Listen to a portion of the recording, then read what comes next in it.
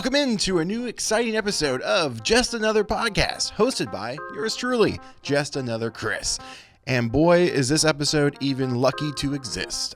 So quick backstory, my computer crashed halfway through recording this episode, so I had to do some magic wizardry to even recover this episode. So please bear with some of the technical issues that you might notice throughout today's episode. With that said though, I sit down with Alex and Caleb here in the studio and have a wonderful conversation about retro video gaming, the current state of Polaroid, and for some reason we go off on talking about Tony Hawk for a little while.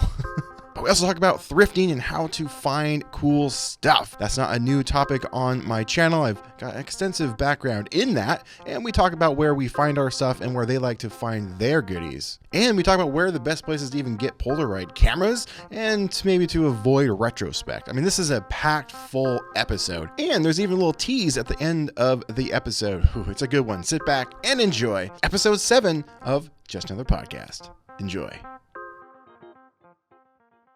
What's up, guys? I had to get kind of creative here with the with the system because I've never done a two-person podcast before. Right. So right now you guys have your individual shots. There's Alex. Say hello, Alex. Hello. And there's Alex. Caleb. Hello. How are you doing? I'm doing pretty good. I got some fun stuff I would love to chat with y'all about. If I can remember the buttons, this is gonna be. Sorry, people at home. I've had to kind of jerry rig this for those video listeners. That is, audio people, you don't care. You're fine. But Alex and Caleb, you guys should know them. You guys have been in some of my videos in the past. Yeah. What was the last one you guys were in anyway? I don't remember. Bend maybe, or did you put any? Oh wait.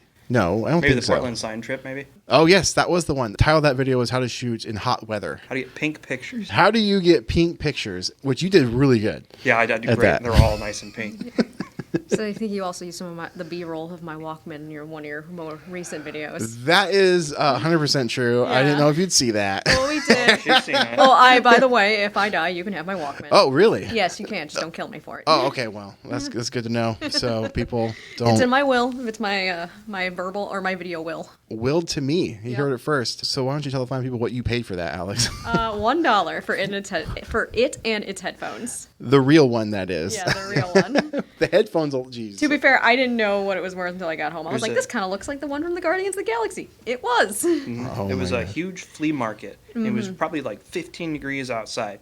Went into a booth and there's wires and random electronics everywhere. So we just started digging through it, and she pulled out, this is kind of neat. How much for the cassette tape player? The cassette tape player. $1. And I'm like, are these the headphones? Can we throw those in? Yeah, take them. Oh my gosh. Even have do they have the styrofoam on them?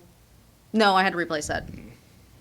You know, that stuff, like... You even had the original leather case and everything. Mm-hmm. It's missing... It's supposed to have a matching cassette tape holder that's made out of leather that looks exactly like it, and it's strapped.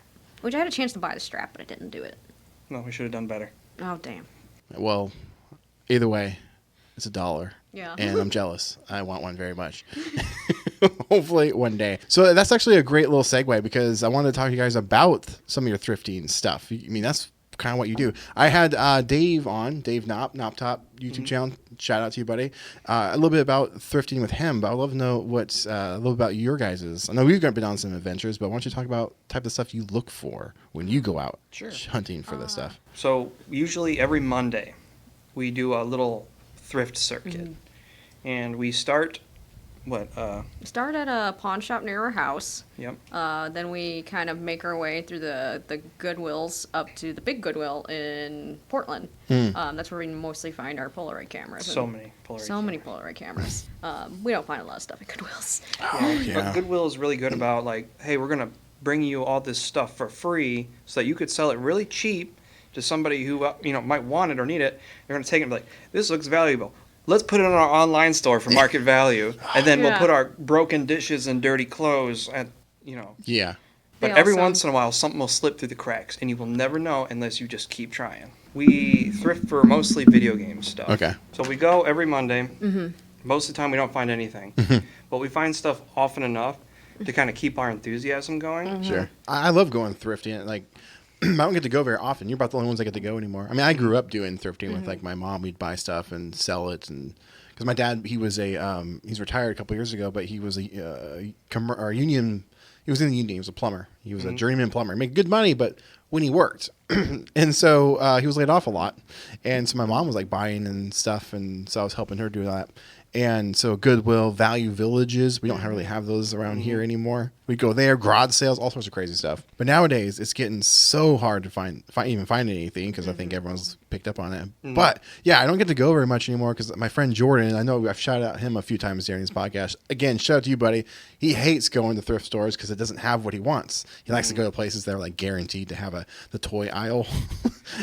and Goodwill has the toy aisle, but you never know what's going to be there, which is a draw of itself. But yeah, I know the struggle, especially once freaking Goodwill started to do their own auction site. That was pretty much like the end of like mostly the end of like finding really, really good stuff. Yeah. It's like I used to find like Lego sets and even video games. I used to find stacks and stacks of GameCubes in one day. There was like 10 of them just stacked up in the back on the shelf. It makes me sad. Yeah. And garage sales aren't even worth it anymore to a certain extent. I've gotten lucky a few times here, but I think in the Portland area, it's just everybody's aware. Like when you go to everyone knows. Yeah. You go to garage sales and they have like stickers or papers taped to whatever they're trying to sell at a garage sale that says, here's an eBay sold listing. Right. That's not what a garage sale is about. You're supposed to go there, kind of pick around through someone's junk and find something you want, get lucky, pay pretty much nothing for it. Yeah. You have a garage sale to get rid of stuff. You moved here recently, right? Or fairly recently. When was that? 2021. Yeah, 2021. We moved here in August. Yeah, of that year. Yeah. Nice. And from where? Missouri, St. Louis, Missouri. I'll tell you, the thrifting situation is a lot different out there. Yeah, I was going to ask that next. How's that? Oh, it's pretty good. So we went out nice. there for a few weeks back in October of last year for his sister's wedding, and me has to hit up every garage sale that I see, even whenever I'm supposed to be at a wedding. I tell a little story. I went there with my dad explaining everything that we do, how we find stuff at garage sales and everything, and then we pull up to this garage sale, and I'm like, watch. And I went up there, and I'm like, hey, you got any video games? And he's like, oh yeah, let me just go grab those for you. And I found like 4 or 5 Super Nintendo games. And I'm like, and I just like that's how it goes. Usually, it's not quite so easy. Yeah. You have to try a good couple Yeah, before. that was But spontaneous. the strategy is Right. you go and you look around, and even if you don't see what you're looking for, You just say, ask. you wouldn't happen to have any your kids' old toys, or any camera equipment laying around, that closet full of your grandkids' old video games. Oh, you know what? I do have something like that. Here, let me go grab it for you. They bring it out, and it's like $1,000 worth of Super Nintendo games or That's the dream. some Polaroid cameras. I have limited experience here. There's a lot more of these big antique malls. Pretty much indoor flea markets. I know you say antique, but it's everything you could think of. So huge warehouse buildings with aisles, and each aisle has booths that are individually rented. It could be Fiesta wear, old clothing, whole video game booth, but there's a lot of those, and they're really big. Here or over? In St. Louis. In Missouri. Yeah. So we got some here, but not like as big. Not like you spend 3 hours walking around some of these places, and they're huge. You need a shopping cart for all the stuff you're going to end up walking away with. Wow. And that's how I've gotten at least 75% of my Polaroid camera collection. Almost all of it has come from antique stores. Some of it's come from thrift stores. Most of it's these antique stores. There's just a camera on the shelf for cheap. There's just a huge network of them, and you can walk into one, and at their front desk, they'll be like, oh, here's the I-55 antique route. Yeah, and they'll have all the other they antique work stores. together. And well, let's do a day trip and hit 10 antique stores and fill up the trunk with flash bars, tripods, and we found SX70s. We find a lot of 8600s. We find some weird stuff. I actually got this off of eBay, but it was missing some of the parts, and I was able to find the random parts for it at an antique store, just sitting on a shelf. So it has these little white boxes with like the flash diffuser, and the close-up lens, and the shutter button. For the people listening at home, what is that? So this is an SX70 accessory kit. Yeah. But this would have actually been sold as a little accessory kit with the camera when you bought it initially. And it has all kinds of little goodies in there. So before SX70s had tripod mounts on the bottoms with the alphas, you had this little thing here. And it has a little tripod mount on the bottom, and it clips perfectly to your camera, and even has like a little graphic showing you how to clip it in. And I use this, even though mine does have a tripod mount, because it puts a lot less stress on the leather. Yeah. Because you can get some really ugly screw marks in Yep. your leather. Yeah. But this thing, And you can just pop each one of our cameras off and just throw the next one on when you're ready to go. You don't even have to move the tripod or anything. It's just right there. It's probably the most useful accessory we have. Yeah, I have these what they're called Manfrotto plates for like digital cameras, and you thread on and off. And they're like quick release plates, basically. Mm-hmm. And what happens with those when I use them on my SX70 cameras, I thread them on and you tighten them up.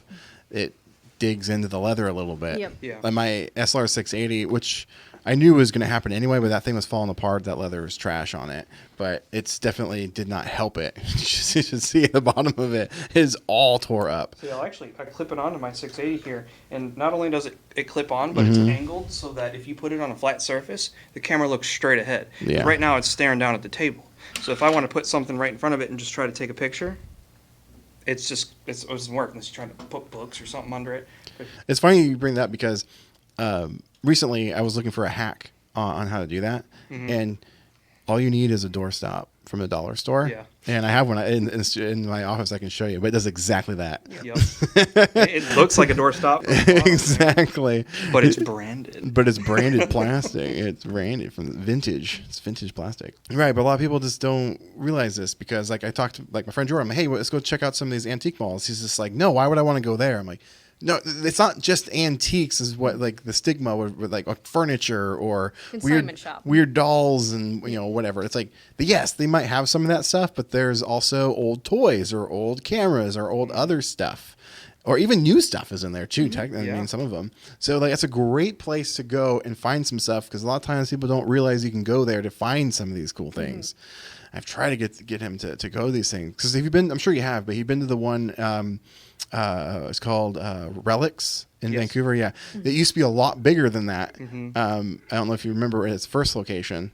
It was in the same area, because it's at Vancouver Mall. I remember seeing like the sign scar on the building from where it used to be. Yeah, it was massive. And I took like Jordan in there, and he would just be like, it was almost like I was his parent taking him to like, clothes shopping. Like, like, dude, no, you gotta walk around. You gotta find some cool stuff. I never get to go. Something cool. You look at if you're not buying something. It's like, oh, look at this horrific Victorian era porcelain doll that's peering into your soul. Yeah, it's great. There's also we have to do our like. Maybe we could do it at the same time if we're going down there, but do some of the nighttime neon signs. So like Twilight area, Yeah, like a not Twilight the movie, but like the 30-minute window to get some of these signs. But that one stretch, it's got those two really nice hotel signs or motel signs. Not the Palms one, but the Great Value one. They're both really close to each other, and they're both really nice. I'm not sure if they light up, but they look like they're nice enough to light up. It's kind of where that, creepy strip club was at, where we parked and tried to walk down the street. It's in that area. The strip club or the sex shop? Both. Both? I think. It's that same stretch of road. Both. Yeah, because you go past the burned out cars, and then when you see the pile of needles, you'll know you're headed the right way. Yeah. Portland. Good old Portland. It was because we went to there was like this. It was a strip club at one of them. We just parked in the parking lot and then walked. Yeah, I remember that thing was like a shack. It was so small. Like I swear I could just like climb on the roof just by putting my hand on the top and just pulling myself up. Yeah. But that was a strip club. But then there was that weird sex shop that was down the street too, which Peepers or the Peeps or something like that. Oh, yeah. I know I got a photo of that. I think you got one too, didn't you? Mm-hmm. That's right. Yeah, that was good times. Yeah, that's where we do our thrifting. I actually found this thing, and I've never seen it before. So this is a close-up attachment for a 600 camera. I found this at one of those road trip antique malls, and it was part of a big, huge business edition accessory kit. And this thing just clips on right here. Oh, yeah.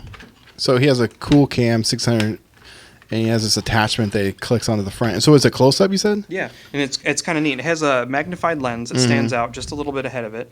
It has a flash diffuser, which I got to pop back in, that came out in travel.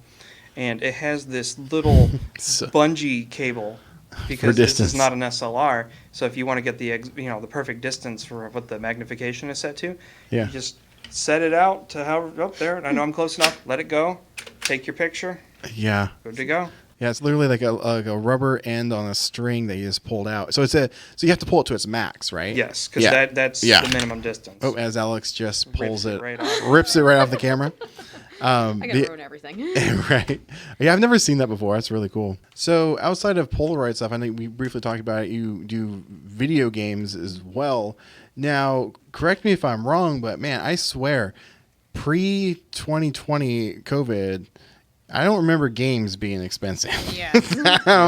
What's your knowledge on that? I think it's a combination of a few things. One, people who are in their 20s and stuff right now are having their jobs and are getting money, and they're wanting to relive a lot of the stuff they did when they were younger.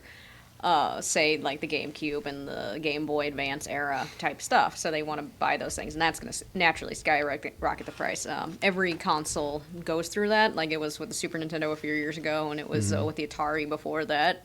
But then COVID came along, we were all locked inside, so everyone wanted to also just play video games. Oh, yeah. So The that stimulus check. Now I have money and I'm Yeah. bored and I'm sitting around. You know what I used to do when I sit around? I used to play the Wii. I used to play the And Wii. I used to play the GameCube. It was across all systems. There's actually a program or a website that we use called Price Charter, and it lets you track the history of the price of, like, say you could search that game, and you can see the price, what it's going for, loose in the box, Based off new in eBay. the plastic, based off eBay and a couple other things. It averages it out, but you can see a timeline, and it shows a little Yeah. chart of when things fluctuate in price, how expensive it was this, however many years ago. Yeah. But 2020, Just all bam. across the board, everything just shoots up like a straight line. And then there was the rise of Pokemon because of the one YouTuber or whatever. I think it was Logan Paul. Yeah. Probably. He was getting into the Pokemon cards on Yeah. YouTube, and then everyone else was getting the Pokemon cards, and then And the then- Pokemon games, and then those got really expensive. And then there was the WADA situation with WADA and grading Oh. games, and now Seal Games, which is a market that I don't even ever want to even touch. It's useless to me. That kind of just took over, and things are starting to settle down a little bit now, but I don't think they'll ever return to the same way they were.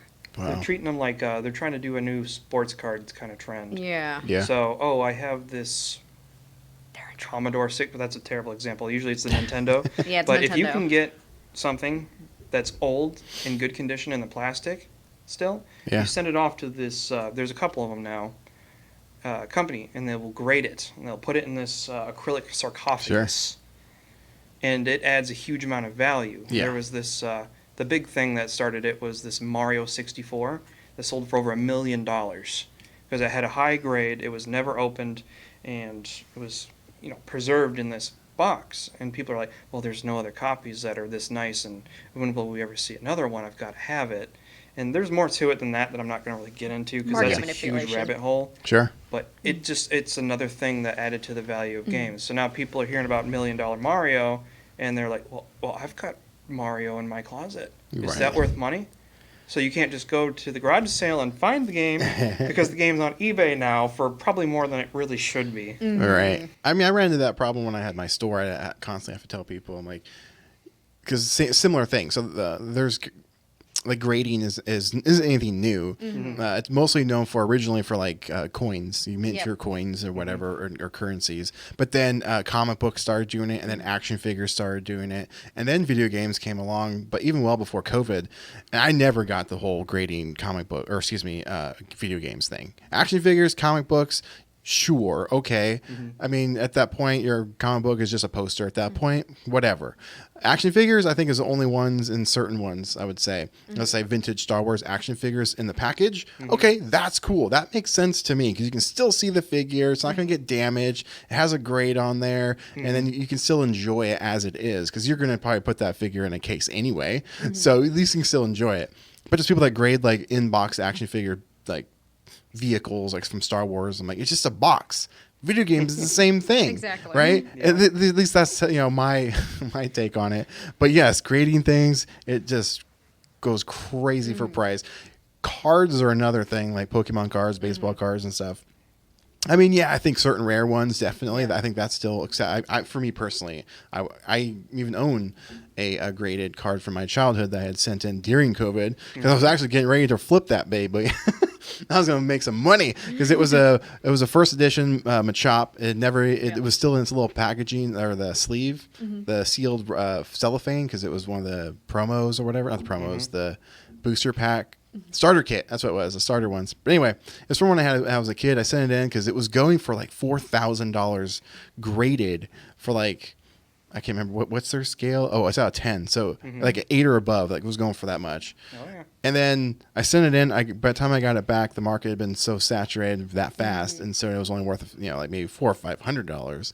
But I ended up keeping it. But cards are cool to grade. Yeah. Certain action figures, but games, I don't. It's the new thing. I don't get games. So you brought up like the whole coin thing. WADA, the people who have been doing this, have based on my limited knowledge or my hearsay knowledge, they work with Heritage Auctions now.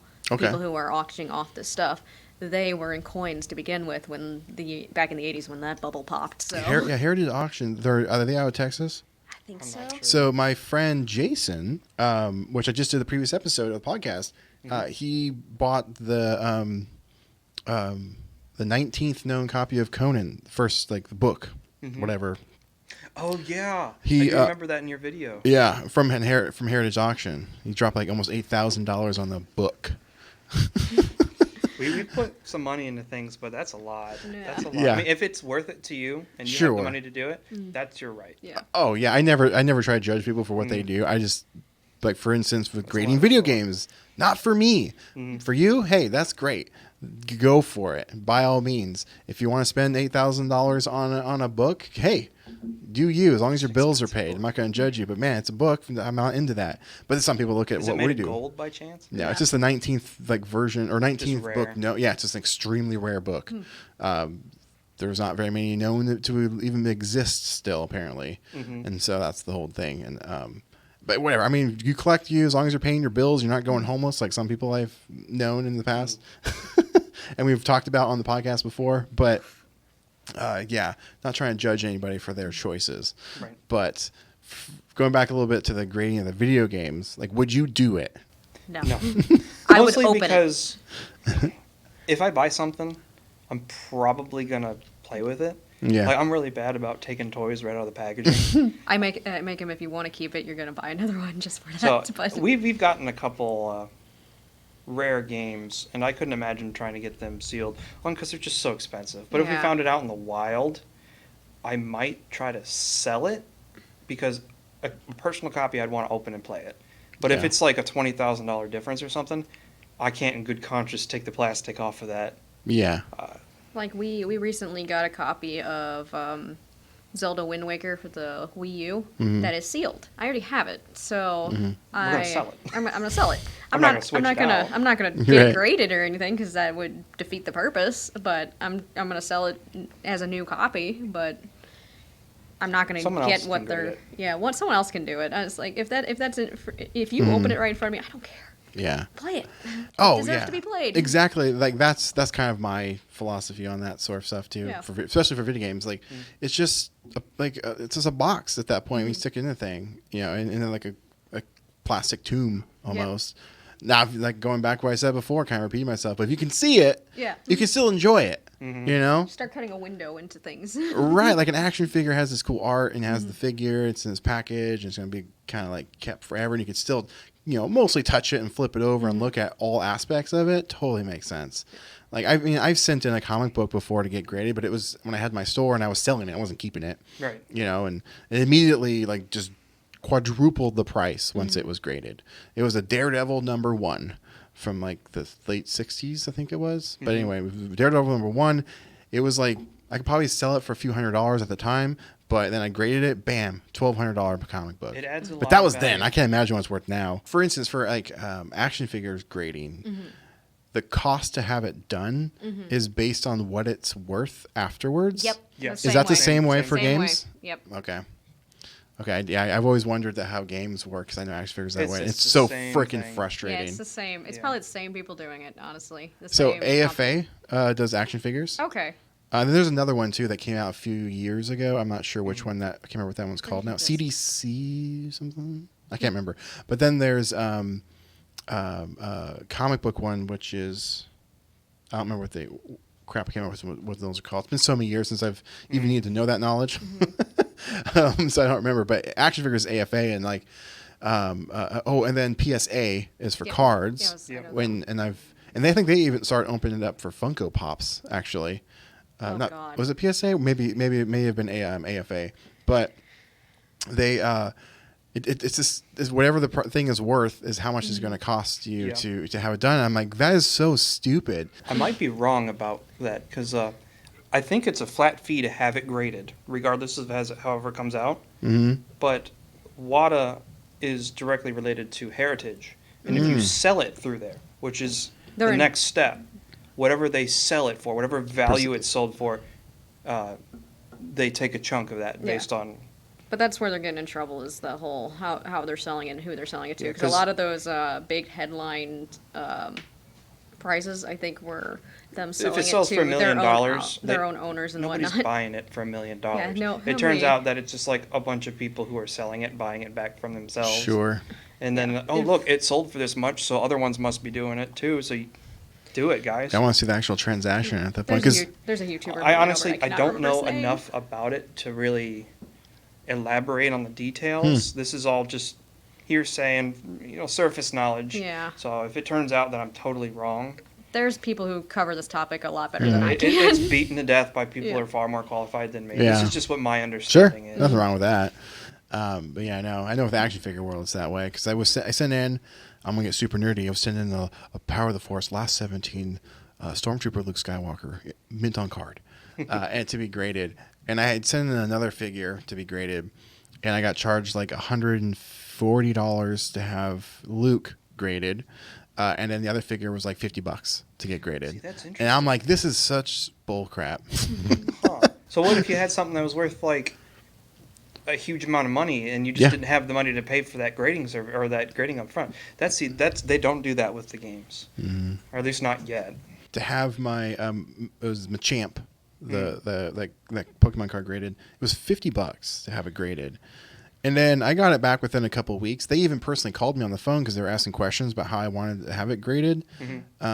Because technically it was mint. It's never been touched, right? But then they said they would have to open it to grade it. Otherwise, they would have to grade the wrapper. Yeah. Right. Even though it's clear, I'm like, oh, okay. So I just open it.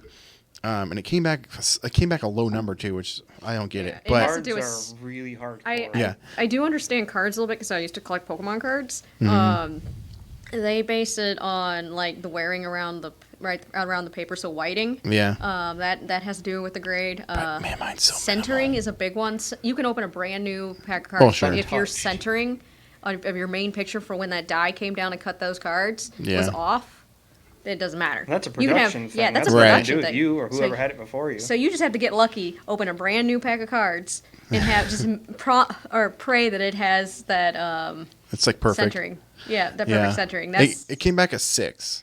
Ouch. Yeah, and I'm looking at it. I'm looking at it so fine, like so closely. I'm like, where? Okay, whatever. It was a 6. But then my brother apparently had sent in a bunch of cards, baseball or football. No, they were basketball cards. And I think a couple Pokemon cards at the same time I did.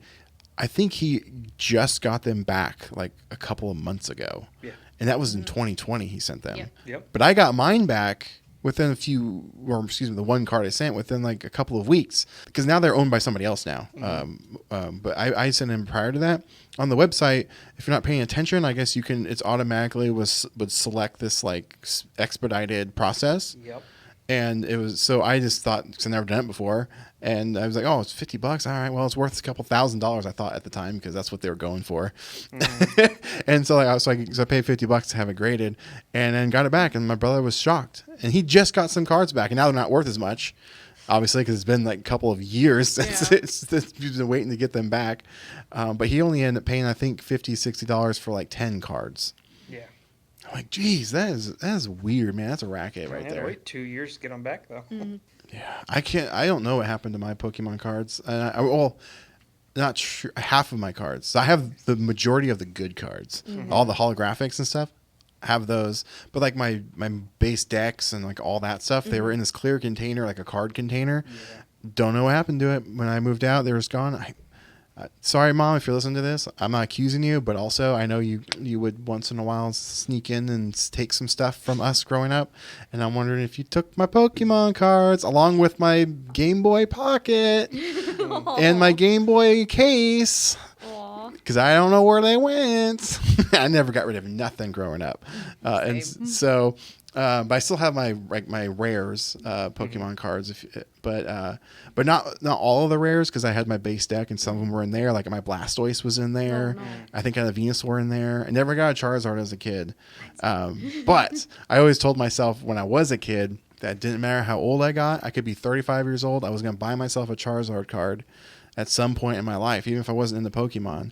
And so when I got my store. About a year into it, I bought my Charizard card. I bought 2 of them.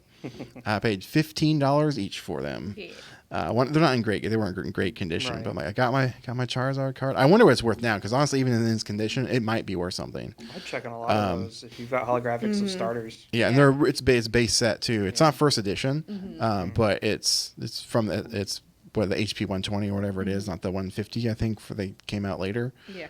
But yeah, so I did get a Charizard card later, but I do remember as a kid seeing them at those they were card kiosks in the malls with people, and there was a Charizard, $80.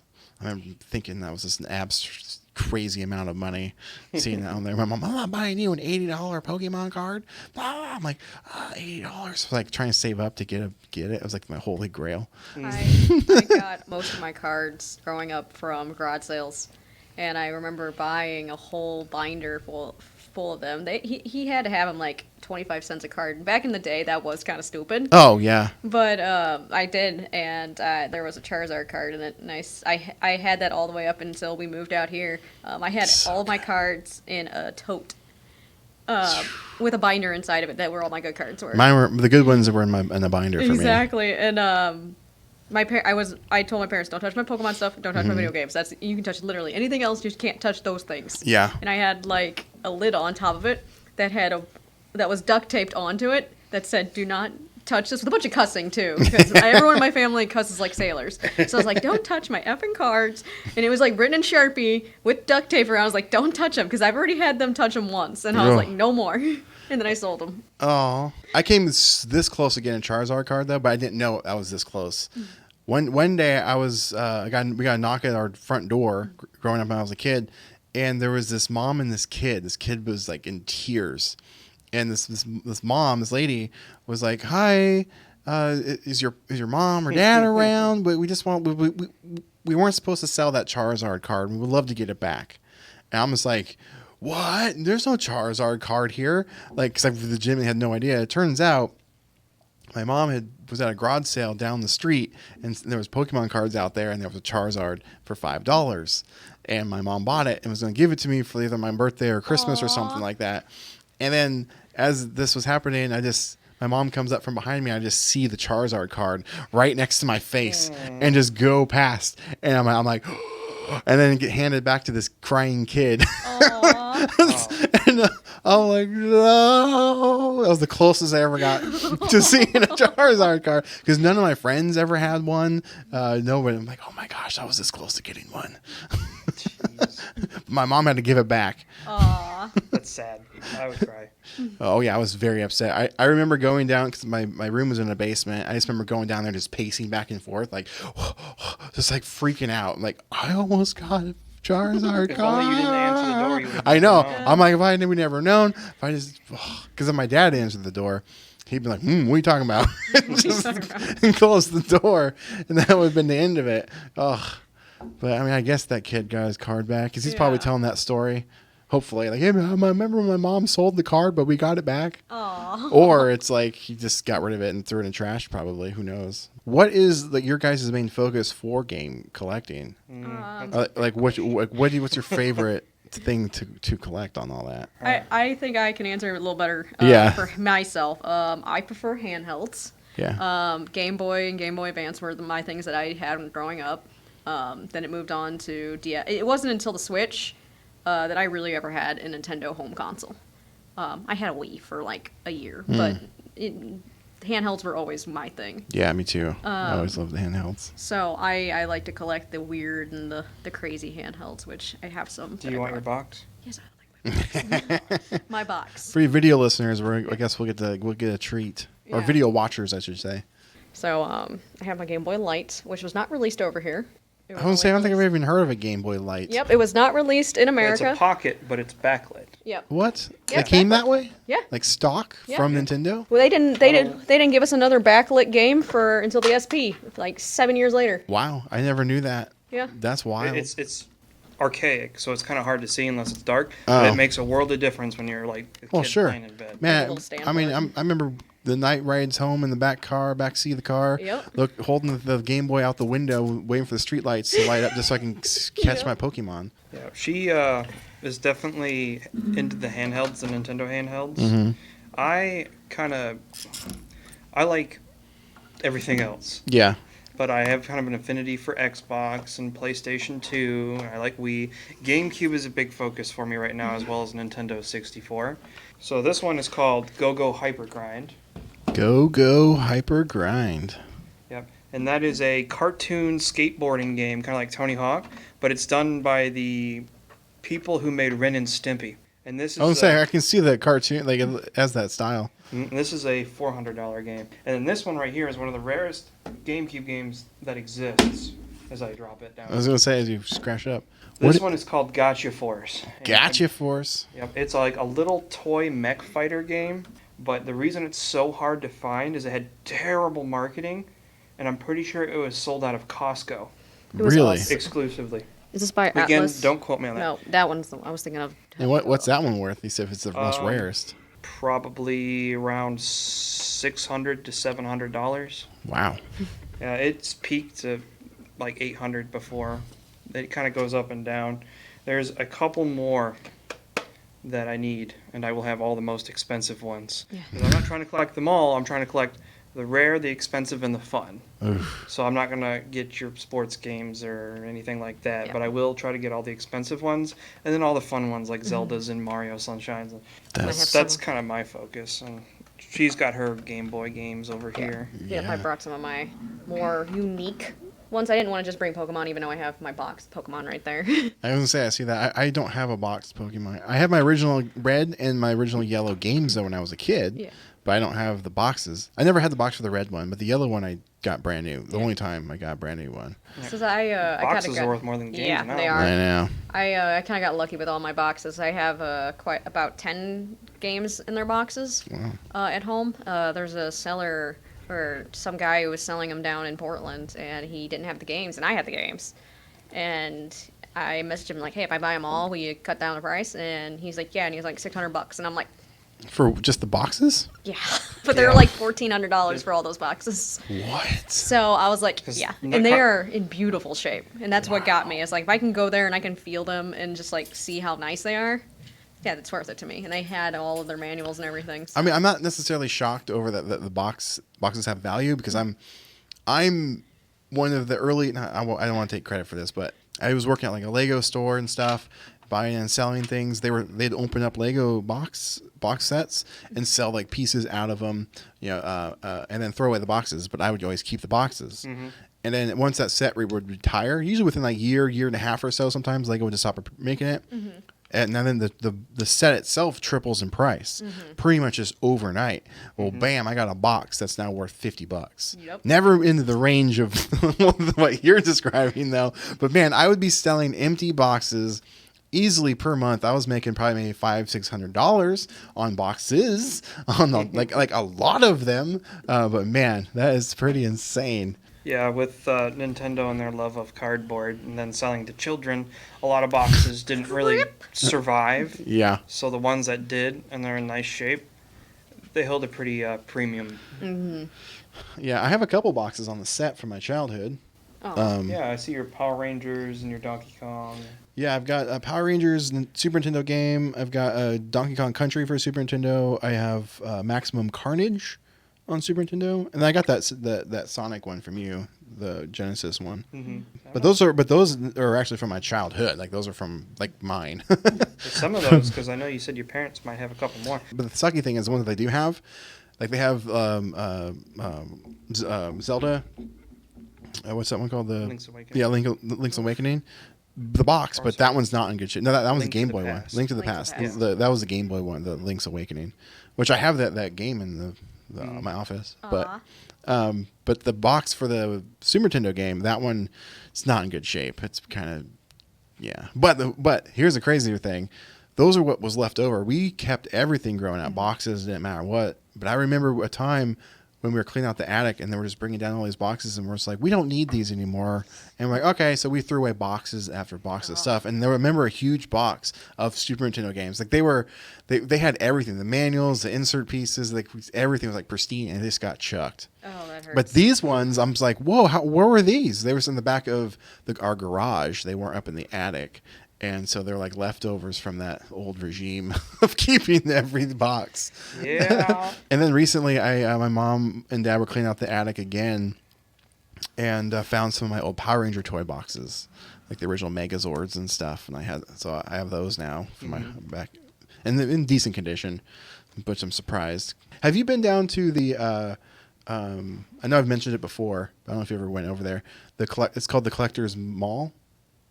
Yeah. Yes. Oh, the one in In Milwaukee. whatever.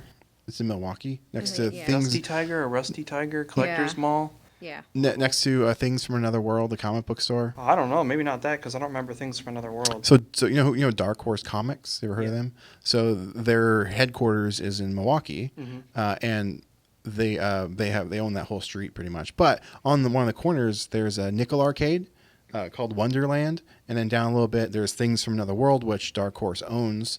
And then, they own a couple of them around the country. And then at the very, very end, not associated, there's this collector's mall. It's an antique mall.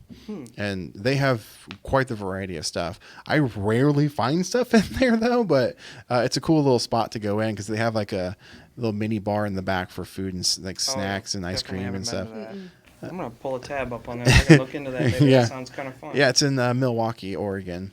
JFK went there, and they have a little plaque where he came in and sat down on one of the benches and had some ice cream, apparently. Aw. Hey, real quick, I wanted to remind you guys about the members area. Yeah, there are some amazing perks by becoming a member of the Spitfire Club, such as extended versions of Just Another Podcast, and extended versions of YouTube videos, and early access to said YouTube videos, and exclusive monthly signed photos sent to your door, and access to the members exclusive Spitfire Club t-shirt. But that's not all. There is now an exclusive members only Zoom call. Yeah, we have our club meeting. We sit down, we chat, we talk about things that we're into, things that we're struggling with, things we want to improve, and special guest appearances from other like-minded content creators. Ugh, it's so much fun. If you want to become a member today, there is a link in the description below. I'll see you in there. So, Polaroid. I mean, that's how we met, pretty much. We met up. Remember, we went and shot some stuff. What's your thoughts on the current state of Polaroid? That's what I would love to know. If you have any hot takes or anything at all. Well, I feel like things have been moving a lot slower than when I first jumped in. So when I first jumped in, there was new camera this, a new film type this, and they just switched from Polaroid originals to just Polaroid, and there's just a lot going on. Lately, I don't really get a lot of news, and they had that radio. And You don't like the radio? I actually bought the radio. You bought the radio? Let me show it to you. Oh, yeah. Check Look it at that out, yeah. thing. Polaroid radio. It's fantastic. Yeah, and you don't even need get batteries. You just use the Technical. Polaroid film battery. For those listeners at home that can't see what he's showing, it's the Polaroid 600 Plus radio that powered by an empty pack of film. Yeah. When did that come out? Like the 80s? 90s? That 90s or late 80s, yeah. It gets lots of channels, too. So I take it you're not getting the new radio was just... I didn't even know there was a new radio announced. But really? No. What? Why would they announce another radio? Wait, hang on. That's so hang on. dumb. Wait, hang on. Are you serious? You don't know about this? No, I Wait, do there's not a know second about new radio? Whoa. You don't know any of this? No. No, last I heard there was 4 versions of a Bluetooth radio. Oh, okay, no, that's the one. That's the one we're talking about. Okay. I thought you just didn't know about that at all. Oh no. No, okay. I was like, where have you been? After all the people complaining about that radio, that they're going to release a revision or another one. Like, no. This one's got 6 channels, and you can listen to like me beating on pots and pans and say art for 20 minutes. Okay, for some reason I thought you didn't know about that. Okay. No, you had me tripping for a second. I really thought they were making another radio. I was about to get mad. I mean, they probably will, just be a different color. I don't know what they're doing. I'm sure they'll come with a bag or something. I'm better about, like, they got rid of Spectra, and everybody's bitter about that. But from a business standpoint, I do think it makes sense. Sure. But then why did they make the radio? They're one of 2 instant photography companies that still exists, and they have this huge cult following, and they have so much potential, but they made a radio. Only thing I could think, I have 2 theories. They're really trying to lean into that artsy side, Mm-hmm. and this is like I went to an art school, and even though my degree was graphic design, it ran out of the fine arts department, and there is a place for fine arts. It wasn't for me. So I'm not dunking on it or anything. But this is the kind of radio stations that would like this is what would appeal to them. Yeah. Like mood setting, ambient noises, and weird indie bands nobody's ever heard of. And I mean, there's a place for it. Not for me. Whatever. So my theory is they're really leaning into that art. You're gonna sip your wine with your pinky out thing, and it's just not working. Or 2, when they merged back with Polaroid, the original or the other company, Yeah. Polaroid, they inherited a bunch of their crappy Chinese tech. Like, oh, here's my Bluetooth speaker. Yeah. Here's my crappy or TV. All the junky electronics. They're trying to, I don't know, maybe repurpose it, give it a shiny coat of paint, and throw it out there and get rid of it. Those are my 2 theories. Otherwise, I don't really understand why they would do it. Well, logically looking at it, for sure, about the whole just slapping their name on something that some Japanese or Chinese company made. Mm-hmm. But I don't think that's the case. It's because it is uniquely designed to them. Normally, it is super generic looking, Mm-hmm. and their name just gets slapped on it. And you can actually go into like Alibaba and find it. Yeah. Like the unbranded versions of a lot of this stuff. Mm-hmm. A good example of that is electric bikes. Like you saw when I have one in the hallway. Yeah. A company sent that to me to do a promo for their channel or whatever. But there's nothing unique about it because I can go buy those from like AliExpress or like Alibaba in bulk of the same one with no branding on it. That's all it is, and they're just slapping their name on it, create a website, and then they sell them, but they're not creating them. Mm-hmm. And so that's what Polaroid did and still does to some degree. They still have a bunch of weird junk out there. They have an action camera, and I think they have a 3D printer still, I think, potentially. And then there's just some other weird stuff that they've got, like headphones and things. They don't make that. That's just somebody else is making it. And it's manufactured and printed with their logo on it. But the speaker is interesting because they did a weird... it wasn't weird. I shouldn't say that, but they did like a kind of like Apple would do, like a little like presentation keynote thing for it in New York when they launched the speaker itself, and it is uniquely designed. So they're trying. So I applaud them to try and do something. Sort of, but why start with a speaker? Like it's 10 years too late for one. But yeah, that's all I really got to say about that. What about you, Alex? What do you think? You gonna get one? No. What other type of innovations would you want to see from Polaroid? Or what could they do in 2023 anyway? I'd really like to see some sort of SLR. Mm. I know they were, when they had the backlash from the speaker, and a lot of people in the comments were, going after them about it, that they were saying, just wait, we have something coming. So they didn't say what. Yeah. I think they did say it was a camera, but they said they've been working on something. Yeah. So I'm curious what that could be. My guess is going to be Polaroid Go 2. Maybe. The overexposure. Yeah. They're just going to take the same approach with the Now Plus. Yeah, it's like a Polaroid Go Plus. So it has like Bluetooth connectivity, and you can something like that. I don't know. That's probably what it's going to be. It's even smaller. It's even smaller. I mean, honestly, though, like I don't know if you saw a conversation that Dave and I had. We talked about like them if they got into the novelty of creating like miniature cameras, like that fit the Polaroid Go aspect of it, where you just shrink down like a Sun 660 or even something like the Joy-Cam, or even like recreate the Barbie camera, but make it a Polaroid Go size. So it's like a little novelty, right? It's like a novelty small thing, but it still functions. Yeah. I mean, I think those would just fly off the shelf, to be honest. They're not utilizing it. They're barely even talking about it anymore. I keep forgetting about it. Exactly. So imagine if you have like, hey, we have this small film. It's way cheaper to produce, and they can make more of it. Make some fun cameras for it. I do think it could benefit from some, like, it's supposed to compete with Instax, like Mini, right? Because that's the go-to. They has to, and they've never come out and said that, obviously, but it has to be. I mean, they can go with something other than black, white, and I think red's one now. They could do all kinds of cool color themes or collaborations with that thing, and I know that little one will appeal a lot more to just normal people too. I want it to be a new like SLR kind of camera. But I don't think that's going to happen. No, it's too much money to invest, and they don't want to do that. No, it'd be way, way too expensive to manufacture in the year 2023.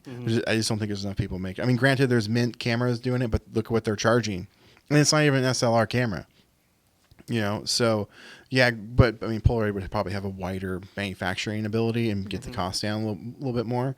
But to have like an SLR be created, the only plus to it would be to add in I-type functionality and maybe some Bluetooth, right? To be able, but other than that, we already have those cameras. So is there a need? I mean, it'd be cool to have that. So what I could see actually happening is what I'm trying to say here is it would be not an SLR, but maybe like a retro style folding camera, but it's still like a rangefinder of some kind. So I mean, maybe that's something they could do then, just do not an SLR, but a rangefinder camera, kind of like what Mint does, and it folds, or some sort of compact, something smaller, and it shoots I-type film and 600 film, built-in battery. But that's really all they could do. maybe they can release 10 frames in a box. That'll never happen. I know. That'll never happen because, I mean, someone asked this during my a recent live stream I just did. Like, hey, do you think that's ever going to happen? And I mean, honestly, they could do whatever the hell they want, right? It could. But if you look at it from a business side of it and marketing and all that stuff, people are willing to pay $20 for a pack of film with 8. Why would they change it to 10 photos when people are okay paying them what they're paying now and getting what they're getting? They've proven that they can do it, so why change it unless they're going to charge way more money? It's like, oh, it's $25 a pack now, maybe. And but here's the thing: you get 2 extra photos. But yeah, I don't think that's going to happen. Yeah. I don't think they'll do it because like a lot of their new cameras, they have the little LCD display for how many frames are in there. Yeah. They don't go up any higher than 8. They aren't like neutral, like they could go up higher than 8. They're gonna stick with 8. And I think some of them like that. That's a good point. I didn't even think about that one. When they know that it's been 8 shots, they just will stop functioning. Oh, we're out of film, but I pulled it out and put it back in. I know there's another frame. Nope, you're out of film. If let's say they want to go 10 frames per pack again, they would have to release with a little pamphlet in there saying, hey, firmware update for all I-type cameras, with a link, and you just plug in your camera to the computer and they could update the firmware that way. And so they could have the counter change. 'Cause I'm pretty sure that that's just a screen in there. It probably would go to 10. The nows, it's a little screen, but on the older ones, it's you're talking about I-type. Yeah, I didn't even think about that one. Yeah, there would be no way. Well, no, that's not necessarily true. It'd be the opposite of the problem that we have now, where you put in a pack of film in vintage cameras and it shows 10, and you say, oh no, when we get to 2, you're out. But if they did do that, they could still firmware update it to accept it, and just knows like, oh, if it's still full, that just means you're probably... yeah, it doesn't like force quit. Yeah, it doesn't force quit. You can still use it, but then yeah. Speaking of Mint, I did want to talk about them. Sure. So this is mostly for people that had seen that video. Did you watch my review video on that by chance? I did. Did you all see that? Okay. So that thing sucks. It's not good. But I had sent that video to them 24 hours before I released it, because I figured I probably should have at least told them that I was doing that. Even though I shouldn't. I mean, granted, with that said, over the years I've reached out to them. This is who I am. I have a YouTube channel, review stuff. I would love to maybe get a tester camera just to send it back, just whatever. I'd love to collaborate, blah, blah, blah, all that stuff, right? I've never once gotten an email back from them, ever. Like, just okay, it's fine, whatever, no big deal. But I still sent them this video just because, like, hey, I'm gonna rip your camera a new one, and I should probably at least give you a heads up, get ahead of this thing. But they responded back immediately. They were Scared. yeah, because I had contacted their customer service prior to even all this, and I did hear back from them, but they were less than helpful. They were basically told me, "Oh, did you put batteries in the camera?" So that wasn't very helpful. And I talked about that in the review video of it. But they were like, "Oh, we'd love to work with you on this and see about getting things fixed. And we'll send you a replacement one. And we're going to hand test this camera, and we'll send test photos along with it to show that it works and that." The problems I was having with the camera was it has a light meter in it, but it wasn't working. The film counter wouldn't keep up. Yeah. I ran out of photos, and it still said there were 6 photos left in the camera. It's just bad stuff. I still have yet to get like a solid good photo out of that thing. Or I'm like, wow, I can justify the price, which was $1,000 camera, by the way. Put a pin in everything, but like the camera itself, it needs to shoot faster. It only goes up to 500th of a second, and Instax film is 800 ISO. So if you're outside, all the features that camera has is irrelevant. You have to close down the aperture all the way, shoot it at 500th of a second, and still have to put an ND filter on that thing because it is too dang bright. Which is separate, isn't it? Yes, and it's another expense. It does not come with ND filters. You have to buy those separately. When they're about $70, I think. I think an additional cost, which it should just come with it. Now, if that camera is shot at 750 and even up to 1,000, then we're looking. Then yeah, that's good stuff. That'd be a really good camera. So anyway, going back to what happened, they wanted to send me a new camera and everything. I received the new camera, but I did not get any like test photos, and it looks brand new.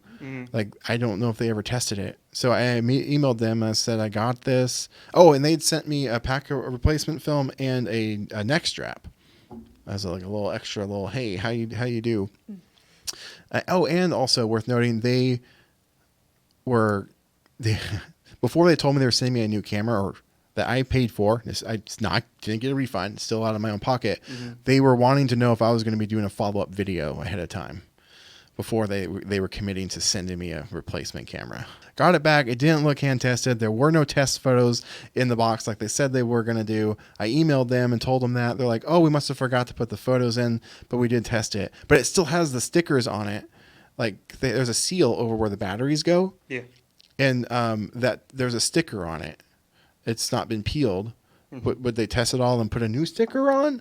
Maybe. Why would they do that? Then the batteries, I mean, I guess it does come with its own batteries, and those are still sealed in the little packaging. They could have used their own, whatever. But it doesn't look like they actually tested it, to be honest.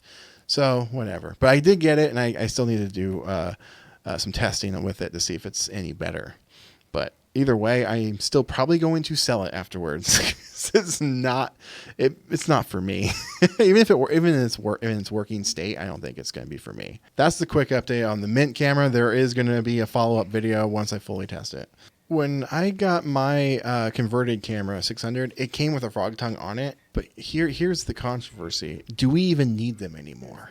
I doubt it. And I'm going to be putting that to the test hopefully this year to find out if we even need them anymore. That would be a fun one to actually just really get to the bottom of. Yeah, and I've got some ideas on how to test this. About a year ago or so, I did notice that it could potentially still be a need. When I did that video with your 12x lens that you gave me. And in that video, I don't know if you go back and watch it, you guys can see this. But as it ejects, I even talk about how I'd set it to where it came out and didn't compensate for the fact that I wouldn't be able to get the photo out of once it's ejected because it kind of got jammed up in there. Yeah. I didn't damage the photo, but I just left it there and it developed. And when I pulled it out, you can actually see the bottom half of the photo was ever so slightly brighter than the top part, which was still in the camera. Now, this is film that was probably 2 years old at this time when I was shooting it. Nowadays, I don't know, but we're going to find out. But during this test, I've got some ideas on how to really see if it makes a difference. 'Cause I've seen lots of other people test it and say you don't need it. Some people are adamant about it. But the people that are so freaking loud about these are just the people that are stuck in their own ways. They've never tried to find out. They just said, this is how I was told, and this is just how it is. And that's where my channel comes in. I change your mind sometimes, hopefully. Or open your mind, more or less. Not change your mind, just open your mind. Get over yourself, bro. A little bit, man. It's not that sensitive. And also, like, yeah, sure, film's expensive, but realistically, it was $2, bro. You're really worried over $2? You should see my pile of messed up pictures. Like, I'm scared to go through and calculate, like, just on, like, oh, that's a mess up 2, 4, 6. It would be. It's at least like $500. It'd be traumatic. Oh, for sure. I'll smash a whole pack of film. No problem. Yeah, and not every picture will turn out, and I'll have this huge pile of duds. Yeah. It's like, how much money is that in the long term? Oh, I gave up trying to even want to know. Don't want to know. It comes with the hobby. It's just the price you got to pay. Yeah, like literally pay. I mean, and since I have this channel, like I don't want to know because I already know how much I spend on all this stuff just to make videos and stuff. I mean, heck, I just spent $1,000 on a camera to make a video. The film alone, though, is probably more than that. Oh yeah, per year. Yeah, I've got some fun tests as far coming hopefully this year on testing for the frog tongue as well as SX70 versus 600. Again. Well, no, like a full scientific one. I haven't done it yet. Okay. That's one of them. And then what was the other one? I got a list of them in my phone. Shaking. You know. I don't think that does anything. Oh, well, that one's gonna be mostly kind of for fun and also like a educational, historical type thing. But I'm gonna put it to some extreme tests. Dude. I'm gonna build a rig. Dude, I'm gonna build a shaking rig where I got to figure out how to do it, but to make it oscillate like a shake. But it's just going to be like a Mythbusters episode where it's like different varies in speeds. And it's just going to be, I want to mess this photo up. How fast can I get it to go where it's just messes up? And then maybe blow it up at the end because, Mythbusters, that's just how they do it. Have you ever tried microwaving it? Dude, you know how many people keep freaking telling me we'll put it in the microwave? You can't do it for more than a couple seconds because it starts to shoot sparks. And you get these really interesting black cracks that go through your picture. And if you want to expose or develop your film in like 10 seconds flat, put it in some boiling water. Take a picture. It's not going to take it. Just take a picture. Go to your boiling water. Don't get in there. Whoop, there's your picture right there and then. It'll be super. The colors will be weird. It'll be orange, or you get your pink colors in, and your saturation's kind of off. But you can develop your picture in like right away. We should put in liquid nitrogen. I have a little liquid. Well, it would probably stop it. It'd probably just stop. It would just stop it. Yeah. I know. If you keep cold, it slows it down. The only thing I hate worse than pink pictures are blue pictures. I don't know. I think I could handle blue more than. They're so dark, you lose so much detail. Well, you get this blue hue all over everything. I honestly would choose blue over magenta. I hate them both. Don't get me wrong, but I have especially in the beginning, many a nice picture ruined by cold weather. Yeah. I didn't know better. It's like, oh, look at this frozen waterfall. You can kind of see it if you squint because everything's dark and it's blue. And then even with the pink ones, I mean, at least you could see your picture. Even it's all, the saturation's terrible and the color's pinkish red. And some of yours photos when we did that sign walk in the summer, I was rocking that ice pack bag, which worked. Which I will do from here on out on hot weather. Looked beautifully. Yeah. But some of yours, I didn't think they came out bad at all. I thought they came out pretty dang good. They turned out, I mean, even with the magenta stuff, like the Portland sign, I thought it came out still pretty good, even with the magenta. It was more of the sun, but I had blocked the lens. I remember. You remember. Yeah. But more recently, I saw, I think, was it Alex? I think you posted it. Maybe it was you, of the motel sign that we did in Longview. Hers is yeah. That one was phenomenal. Yeah. That one. That one was good. Even yours, though, was pretty damn killer. Which I was surprised. I think I forgot to turn off the flash on that, but it ended up working in my favor. Yeah. And yours with the Stranger Things camera, I'm telling you, there's something about that camera. Yeah. I always try to... The saturated blues. Yeah. Woo! The sun was setting on the other side, so that's why I went around, so I can get some of that last little bit of straggly daylight. Yeah. And that's always worked out pretty good for me in the past with the neon signs. Yeah. Because usually you don't want to shoot towards the sun, but whenever it's almost gone like that, especially with some clouds in there, it really helps with the neon. Yeah, I know. But that camera, though, there's something about that one, man. That's the camera I've used for my last several packs. We had a technical difficulty, and we may have lost an hour and a half of our podcast. I hope not. I have a corrupted file software working on my other computer. This computer, for those video watchers, I'm rocking an Alienware. It's a great computer. It crashed mid-recording, and so hopefully we didn't lose it. So anyway, we were originally talking about Polaroid and how bad they're filming. Not really, but we were talking about Polaroid's inconsistencies of some issues that they're having with like this weird spider effect in the film. And I was asking them if they had seen that in the recent, or in the last few months, that is, because I've experienced it quite a bit. I'm a whole entire pack, actually. I shot out of the Stranger Things camera, 1-step 2 camera. Every single one of them had that issue in this exact same spot. So I thought it was my camera, but I recently had seen it in their brand new film, the David Bowie film. I seen it in there. So there's something going on, but that's what we were talking about. So Polaroid must have heard what we were talking about and decided to crash my computer. Yep. They crashed my computer. Replaced us. And we're literally like at the end of the podcast too. Yeah, so that's pretty cool. I love Game Boy games and handheld stuff. That was always something I was a massive fan of. Still am. I just recently picked up fairly recently, the Retron console for Game Boy. Mm-hmm. So you can just stick your cartridge in and play it on the TV. Yep. It's pretty fun. It's pretty cool. I have it set up in my office, or if I want to take a break, I can just play some Game Boy games. Mm-hmm. You don't want to do that through the GameCube way. That would be too expensive. We have it the old-fashioned way. There's an attachment that goes on the bottom of the GameCube. Yeah. They can play Game Boy games, and you have to have the boot disc for it. Mm-hmm. But it's fully functional. It's just hard to piece it out. A lot of times you'll find the bottom part, but you won't find the disc. I remember seeing those all the time at Goodwill. We have a lot of the and Game Crazy. Game Crazy? We didn't have those over in Missouri. Yeah, we had. It was a local thing out here. So in Missouri, we had a local chain called Slackers. It's still there. V-Stock, Slackers. V-Stock's a little weird. They're kind of like an everything kind of media store. So they do DVDs, records. They're just very overpriced. Even back in the day, they were overpriced.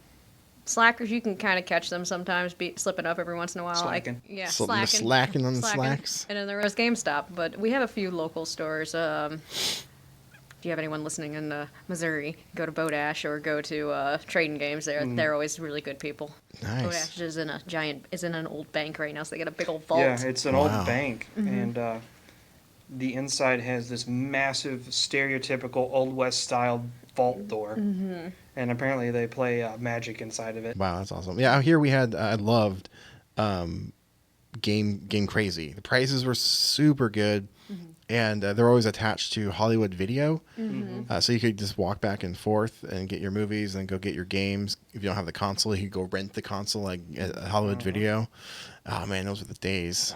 I miss those days. And then they went bankrupt and disappeared. A lot of my childhood was there because they had tons of the kiosks set up so where you can play games, and then you could test any game you wanted, but you could literally just stay there all day and just play the game. Mm-hmm. It was so cool. And the people that work there, they're always just like laid back and chill, let you do whatever you wanted. Mm-hmm. I was really good at Tony Hawk Pro Skater 4. Me and my brother were really, really good at it. Only game that I could ever say, well, that and Halo. I was pretty good at Halo growing up too. But Tony Hawk was like the game. Like if there was ever a competition, like Fortnite or something like it is now, like I would have won. Like I was up there, man. I was really good. Not to toot my own horn or nothing, but me and my brother were super good, and they were holding a contest for this tournament, and he won like several $100 for in-store credit, and then something else. I can't remember what it was. And so me and my brother, we practiced for like 1 month to playing Tony Hawk 4. We were getting like, and we learned that the map that they were going to do was just the college map, and or the skate map, whatever it's called. So we practiced that map. We got to the point where we're getting like 3, 4, 5 million point combos per like just one combo. It was insane. So we show up to go play, and my brother had gotten the date wrong. It was the day before. Oh no! So he missed the day. But he made it up to me because he was at like I think a GameStop in a mall somewhere, and they were doing Tony Hawk Underground demo competition, and the person that won, the top like 4 people that won, got to go to the Tony Hawk's Boom Boom Huck Jam, and to meet Tony Hawk. You know what the Boom Hawk Jam is? No, I don't know. What the Oh my gosh, he did it for a couple of years, dude. It was so cool. So there was skateboarders, BMX, and dirt bike. And they were in an arena and they're doing tricks and aerial stuff and all sorts of stuff. But it was Tony Hawk's like show that you could go see. And so my brother got like fourth place. he got in. And so he surprised me to make up for missing the tournament was 2 tickets to Boom Hawk Jam, the pre-show, and to meet Tony Hawk. So I got to meet Tony Hawk. I saw him sign my Tony Hawk Pro Skater 4 PS2 game, and then watch the show. It was great. That's my story of game crazy. Do you still have that game? Oh yeah. It's hanging at my house with the ticket. I still have the original ticket from like 2003. I want to say Boom Boom Hawk Jam. When I met him, he was just like, with Tony Hawk, that is. He was like.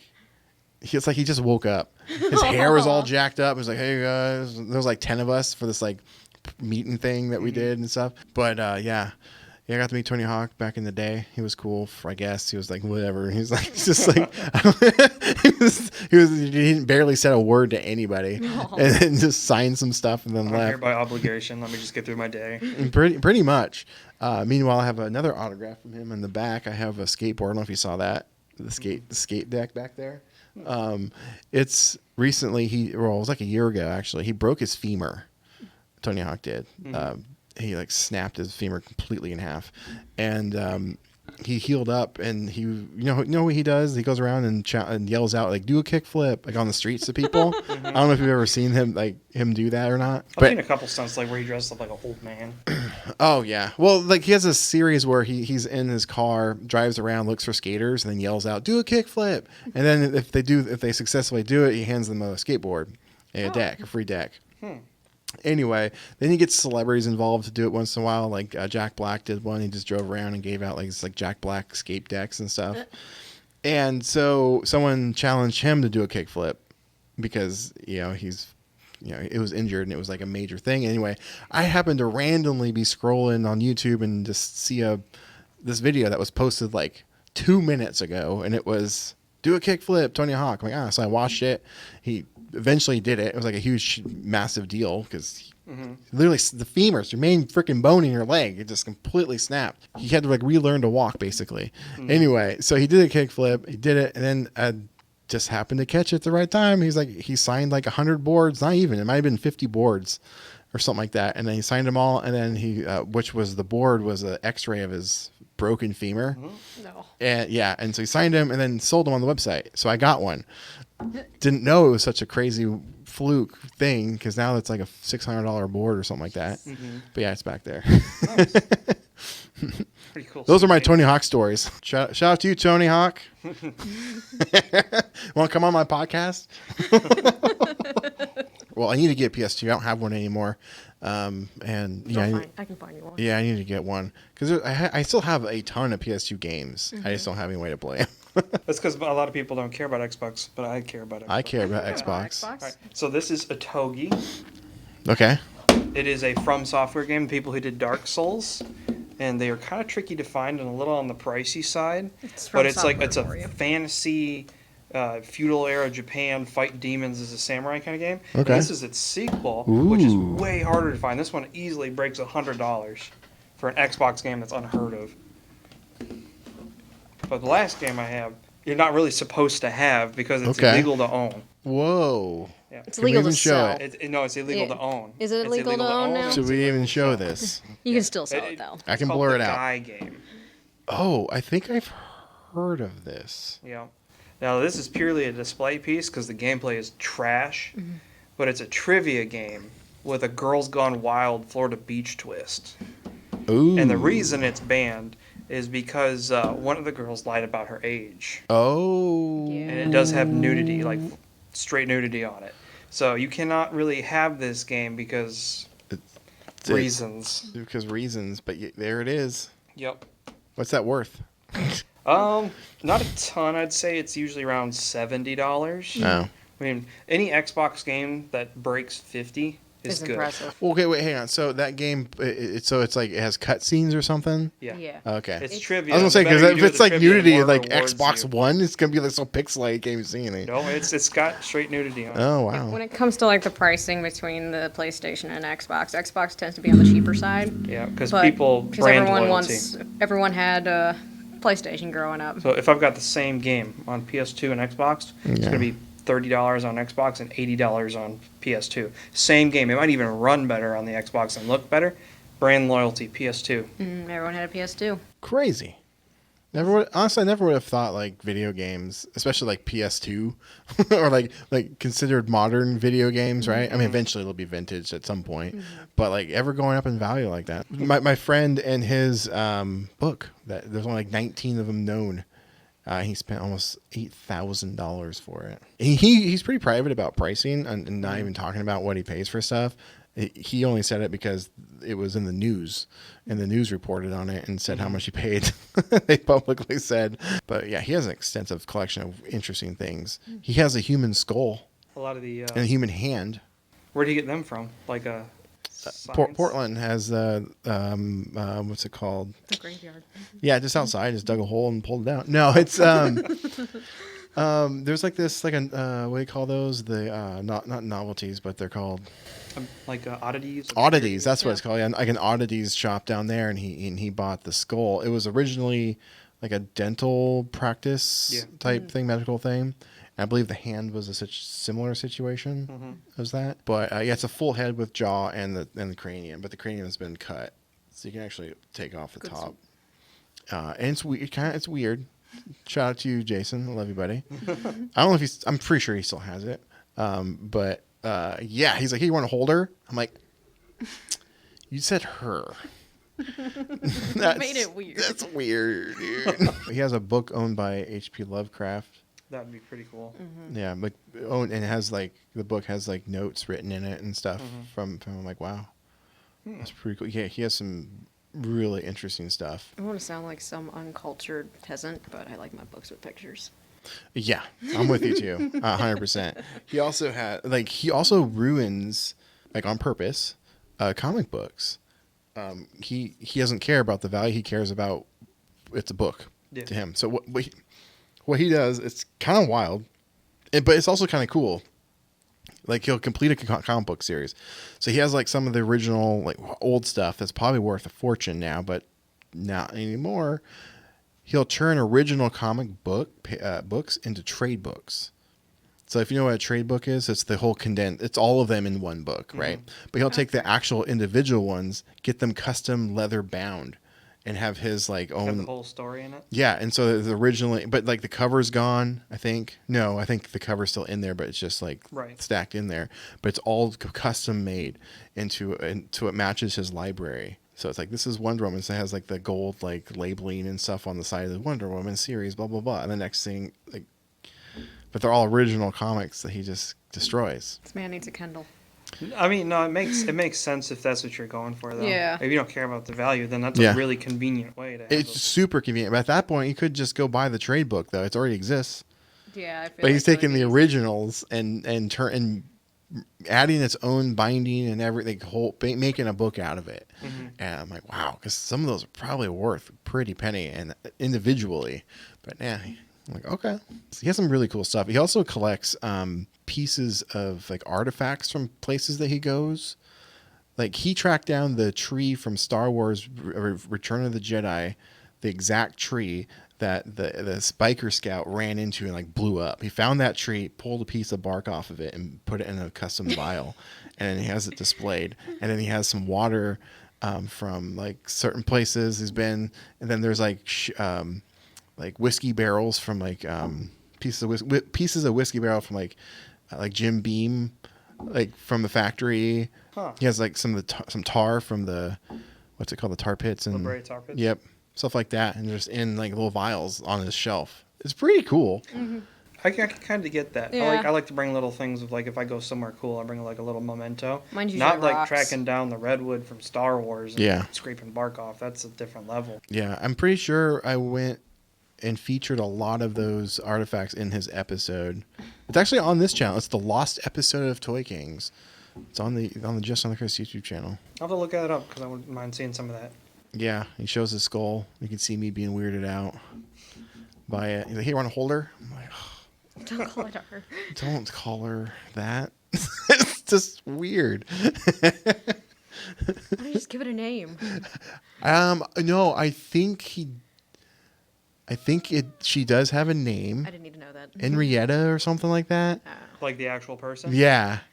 I'm sure. So someone who's at their, I'm sure you found Because the history. it was a medical piece, and so it had all its paperwork and where she was and how old she was when she died. She was an older lady. Mm-hmm.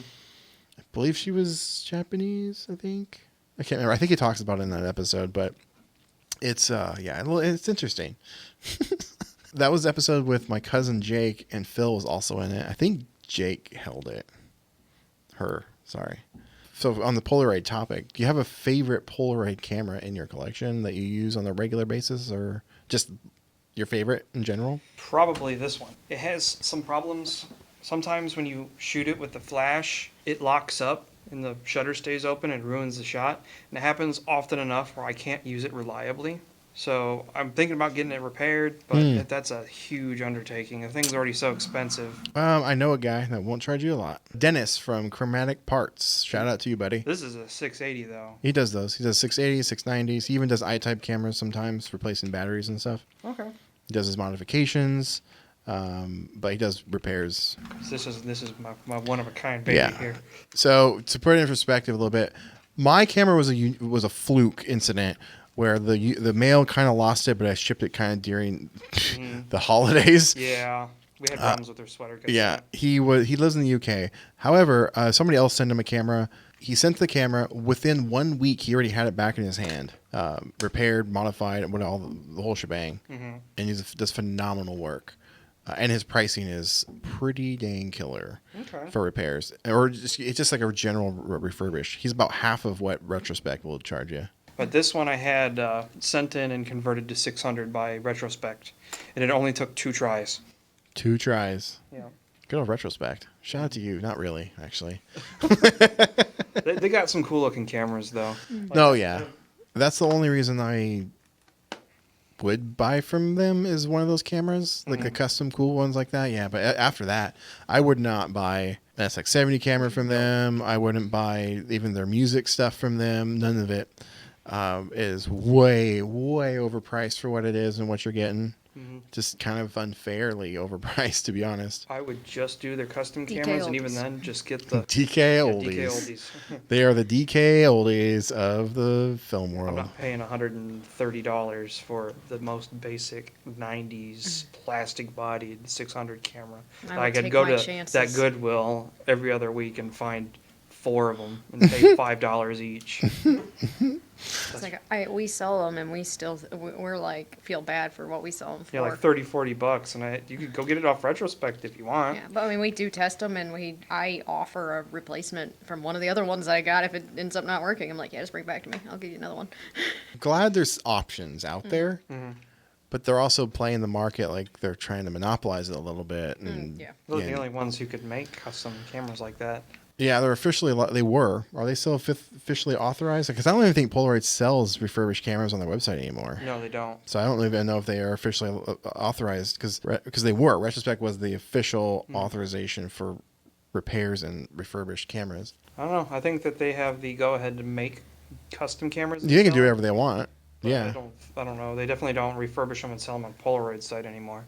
I actually noticed that the other day that they don't sell the vintage cameras anymore.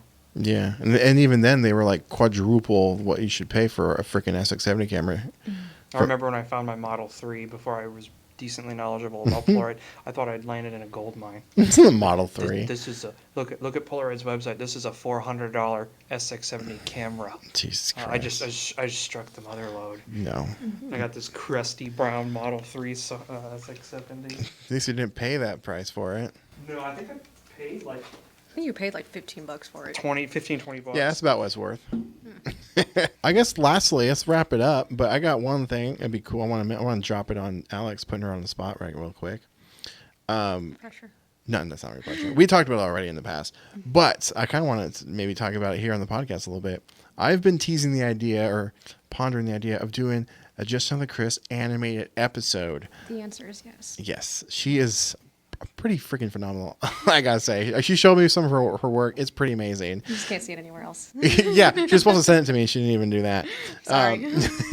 I'm lazy. Forget things. No, it's all right. But no, like I have some really, really cool ideas I would love to like make happen, because I thought this was like a regular like like an animated special would be fun, or maybe both. I don't know. But I've always wanted to do a like stories from showroom collectibles, like weird like customer encounters, as short little animated little skits. Not skits, but like short stories of me just telling the story, but it's actually happening. You could watch it as a cartoon. Yeah. I think it'd be so much fun. That would be adorable. Right? I want to make it a Cal art style and piss off every animator. Yeah, because there's some wacky ones like that involve like this guy coming in for a foot massage, but because my store used to be a foot massage place that was raided and shut down by the police, and this guy was looking for a quote unquote foot massage. He was like trying to use like these code words in front. It was weird. I have it on video. I recorded some of it just because I thought he was going to attack me. There was this time a kid took his diaper off and smeared it all over the floor. Oh, that's nasty. I mean, there's of course the Star Wars incident, the stolen Star Wars incident. But then there's just some crazy stories that has happened. I thought it'd be fun to do like a little short animated thing. So I'll be hitting you up and getting you out there and hopefully getting you like some people heading your way for stuff, because you're I didn't know this. Like I've known you for what, a couple of years now almost, and I knew, and you too, freaking, you know, you were in it too, Caleb, doing graphic design and all that stuff. But I didn't know. I knew you drew stuff, like there's some art, but I didn't know it was like full on like animated cartoons.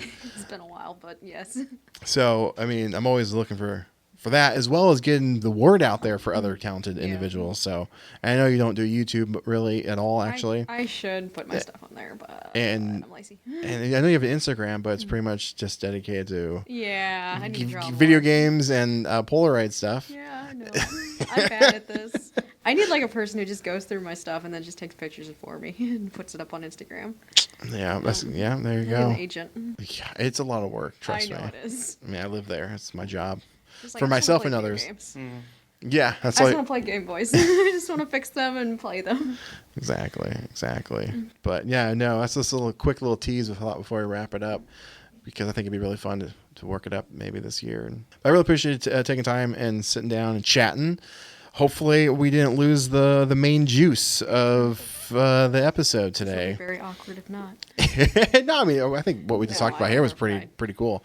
But yeah, we talked about some pretty cool stuff before, so hopefully it's not gone. But all right, guys, thank you so much. Appreciate it. Oh man, that was such a great conversation I had with Caleb and Alex. Thank you again, and bringing a lot of stuff to show off, by the way. So for those audio listeners, be sure to check out the video form if you want to see some of the things that they showed off. If you guys want to follow what they've got going on, there's links in the description. Plus, I'm just really thankful that I was even able to recover this. It took me 3 days or so to recover this, and even then I had to pull some magic wizardry, sacrifice a couple goats. Not really, but I was able to recover this. Yes, there were some weird glitches here and there, and the audio was a little off, but I think it still did pretty good. Let me know what your guys' thoughts were. Thank you so much for watching/listening, and I'll see you in the next episode. Now, get out there, make some art.